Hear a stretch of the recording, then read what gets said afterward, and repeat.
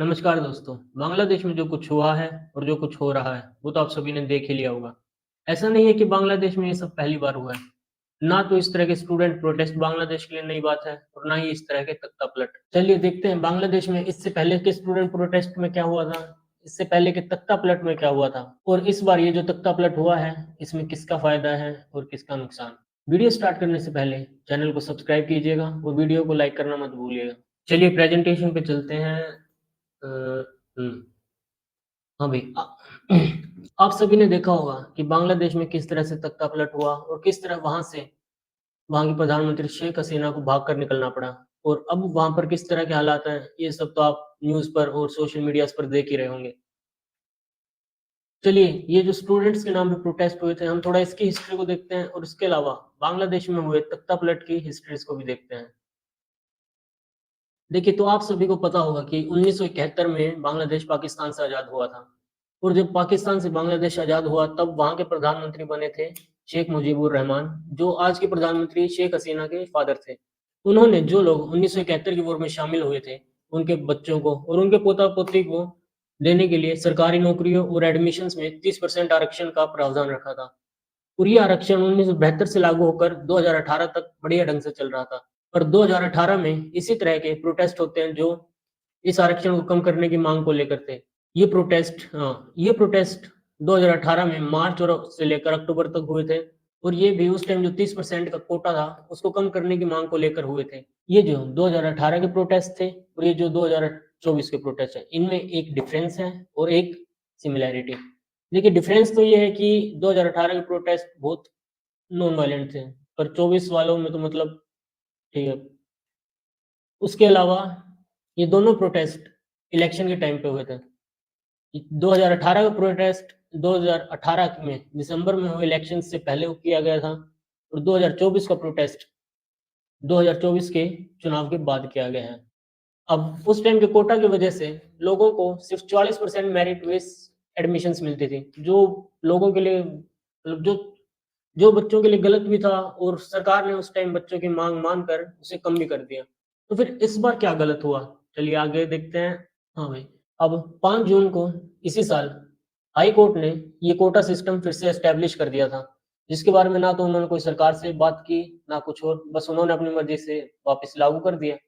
उसके बाद फिर से प्रोटेस्ट स्टार्ट होते हैं जो 5 जून से लेकर 9 जुलाई तक बड़े साइलेंट चलते हैं, जिसके बीच में एक बार ईद भी आ जाती है, तो ये कहते हैं कि हम ईद की वजह से इसे मतलब स्लो डाउन कर रहे हैं या क्यों कहें होल्ड रख रहे हैं। उसके बाद 10 जुलाई के बाद ये प्रोटेस्ट वायलेंट होने लगते हैं। 14 जुलाई को शेख हसीना इन प्रोटेस्टर्स को रज़ाकार बता देती हैं। आपको बता दूँ रज़ाकार बांग्लादेश में उन्हें कहा जाता है जिन्होंने 1971 की वॉर में पाकिस्तान का सपोर्ट किया था।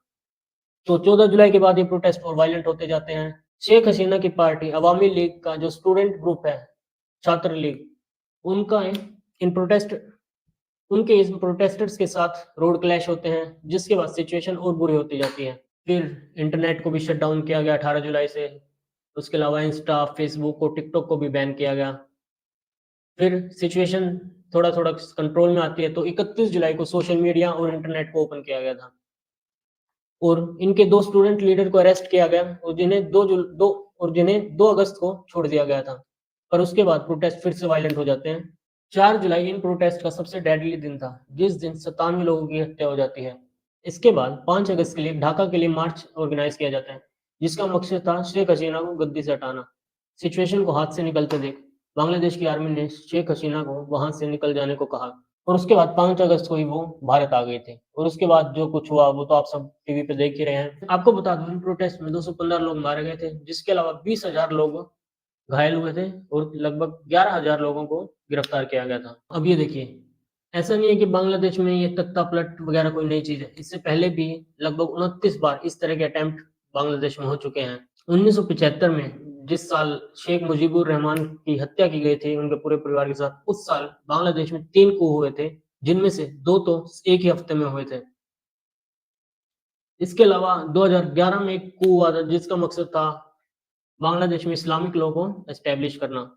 2009 में बांग्लादेश की मिलिट्री में एक म्यूटिनी स्टार्ट हो जाती है। कुछ ऑफिसर्स अपने डायरेक्टर जनरल और उसकी वाइफ को मार देते हैं और उनका मकसद था शेख हसीना को गद्दी से हटाना, जिसके बारे में शेख हसीना को पता लगने पर वो प्रणब मुखर्जी से कॉन्टैक्ट करते हैं। उस टाइम प्रणब मुखर्जी भारत के वित्त मंत्री थे और जब शेख हसीना अपनी फैमिली के मारे जाने के बाद भारत में रही थी, तो वो प्रणब मुखर्जी के पास ही रही थी। इसलिए उनका प्रणब मुखर्जी से बहुत ज़्यादा कॉन्टैक्ट थे, तो उन्होंने प्रणब मुखर्जी को कॉन्टैक्ट किया। इसके बाद प्रणब मुखर्जी ने आर्मी को आदेश दिया और 1000 पैराट्रूपर कालीकुंदा एयरफोर्स स्टेशन पर पहुंच गए, जो वेस्ट बंगाल में है। इसके अलावा जोरहाट और अगरतला में भी मिलिट्री को मोबिलाइज किया गया था, ताकि बांग्लादेश में 3 तरफ से एंट्री की जा सके। पर भारत की इस तरह के मूव को देखते ही बांग्लादेश की आर्मी पहले ही डर गई और उन्होंने अपने प्लान को बंद कर दिया था। अब बात आती है कि इसको का मतलब क्या है? इसमें किसका फ़ायदा है और कौन यहाँ सत्ता पाना चाहता है?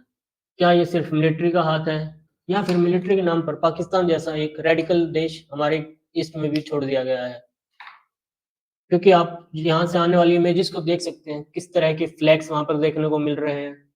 और ये जो शेख मुजीबुर रहमान की जगह-जगह मूर्तियाँ गिराई जा रही है, ये भी उस कट्टरपंथी सोच के कारण ही है।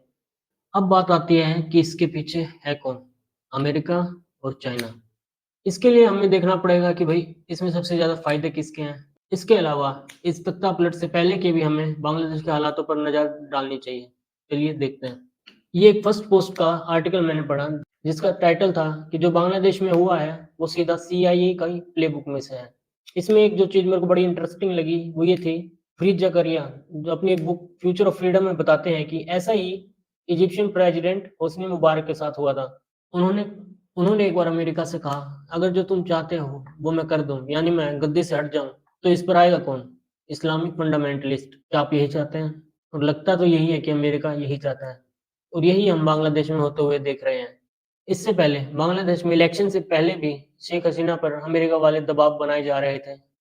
ये देखिए, शेख हसीना ने खुलासा किया था कि कुछ दिन पहले एक व्हाइट मैन ने उनसे बांग्लादेश की कुछ ज़मीन की माँग की थी, जिनमें उनका प्लान था कि वहाँ पर एक क्रिश्चियन लैंड बनाया जाए, कुछ हिस्सा जिसका भारत से लिया जाएगा, कुछ हिस्सा म्यांमार से और कुछ हिस्सा बांग्लादेश से। ये सिर्फ़ एक क्रिश्चियन लैंड था या फिर इसकी कुछ स्ट्रैटेजिक इम्पोर्टेंस भी है, ये भी देखने की बात है। क्योंकि अगर यहाँ पर एक क्रिश्चियन या फिर आप क्रिश्चियन से समझ ही रहे हैं किस कंट्री का यहाँ पर इम्पैक्ट आने की बात है।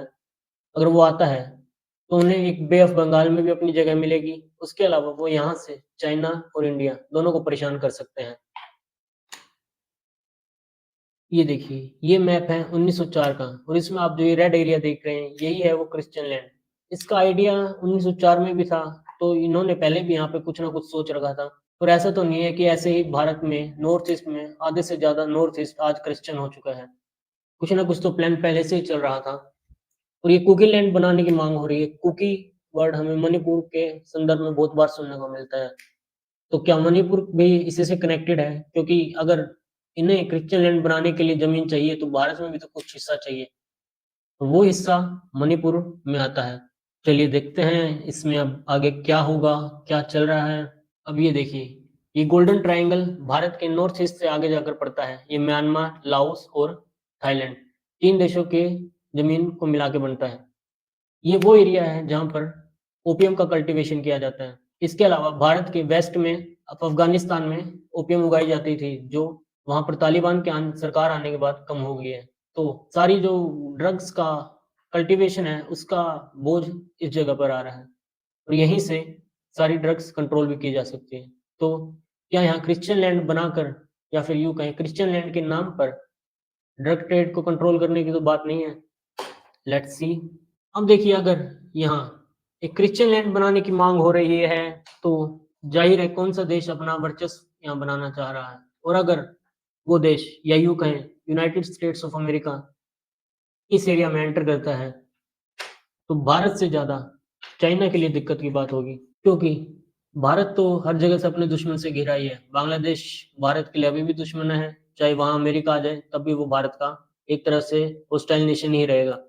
पर अगर यहाँ पर अमेरिका आता है, तो चाइना को अपने बैकयार्ड में भी अमेरिका को सँभालना पड़ेगा और फ्रंट में ताइवान में भी।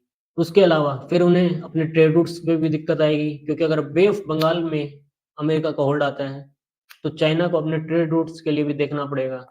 और ऐसा तो है नहीं कि ये ड्रग ट्रेड सिर्फ़ अमेरिका ही कंट्रोल करना चाहता है। इस ड्रग ट्रेड पे तो चाइना का भी बहुत यूँ कह सके स्टेक्स होंगे, अपने फ़ायदे होंगे। और अगर यहाँ अमेरिका आता है, तो ऐसा तो है नहीं कि चाइना ही भारत के लिए खतरा है।